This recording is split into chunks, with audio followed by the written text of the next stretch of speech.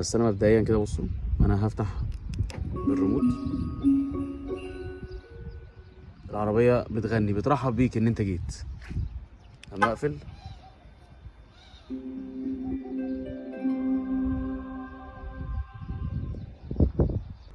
بصوا بقى، كمان العربيه مفتوحه اهي. انا فاتح الازاز وفتحه السقف، وادي الريموت اهو.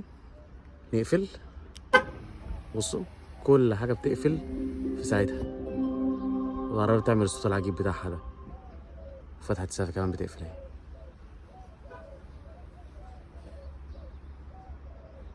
ده كده شكل العربيه من جوه اهي.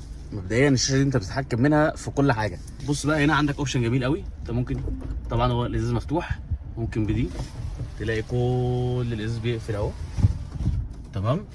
وتخليه بقى على وضعيه الربع، فتح الايه، الربع بس، تمام. وعندك بقى ايه دي